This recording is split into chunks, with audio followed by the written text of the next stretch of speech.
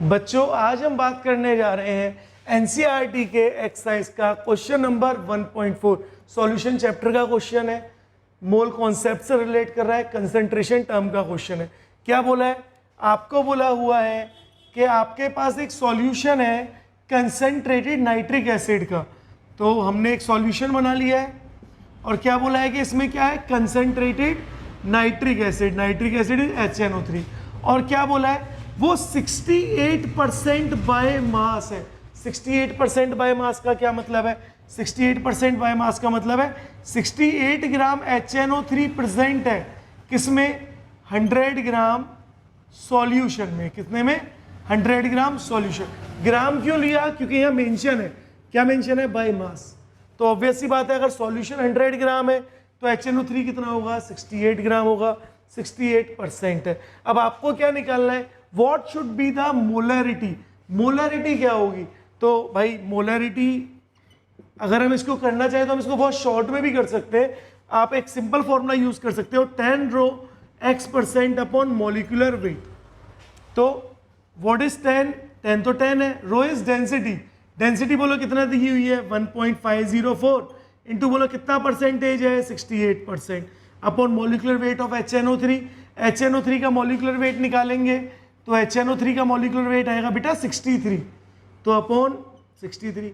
अब आप इसको सॉल्व कर लो, आपका आंसर आ गया 16.23 मोलर। लेकिन ये बहुत शॉर्ट ट्रिक मेथड है, ये आप डायरेक्ट इस फॉर्मूले को लगा सकते हो ये कंपटीशन के लिए। लेकिन अगर आपको अपने कॉन्सेप्ट क्लियर करने तो आपको पूरा प्रॉपर इसको करना चाहिए एक बार। तो देखो हम एक बार करके देख रहे हैं। मोलरिटी, मोलरिटी का फॉर्मूला होता है number of moles of solute upon volume of solution, अगर ml में तो इंटू 1000। अब नंबर ऑफ मोल्स तो आप निकाल सकते हो सॉल्यूट के। नंबर ऑफ मोल्स का फॉर्मूला क्या होता है? Given mass upon molecular mass.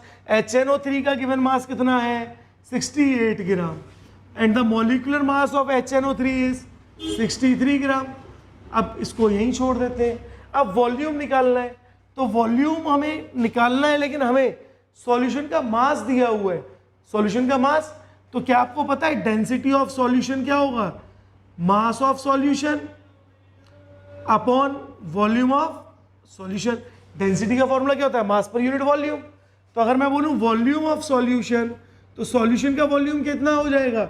Mass of solution upon density of solution. अब क्या आप यहां से वॉल्यूम ऑफ सॉल्यूशन निकाल सकते हो? Volume of solution equals to mass of solution, बोलो कितना दिया हुआ है? 100 ग्राम। सॉल्यूशन का मास तो भाई 100 ग्राम है ना, अपॉन डेंसिटी ऑफ सॉल्यूशन कितनी दी हुई है? 1.504 ग्राम पर ml। ग्राम से ग्राम कट जाएगा, वॉल्यूम आ गया ml में। अब मोलरिटी का फॉर्मूला क्या है? Number of moles, and number of moles is 68 upon 63 into volume कितना है बेटा? 100 अपॉन 100 अपॉन में तो ऊपर लिख दे रहे हैं 1.504 इंटू 1000। और अब मोलरिटी इज इक्वल्स टू 68, 1000 का मल्टीप्लाई कर लो 1504 अपॉन 63 इंटू 100। अब आप जब इसको सॉल्व करोगे तब भी आपका सेम आंसर आएगा 16.23 मोलर। लेकिन अगर आप इस तरीके से करते हो तो आपके बहुत सारे कॉन्सेप्ट क्लियर हो जाएंगे।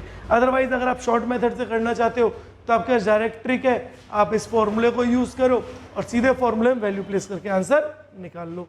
तो ये था हमारा एनसीईआरटी का 1.4 क्वेश्चन। तो आज के लिए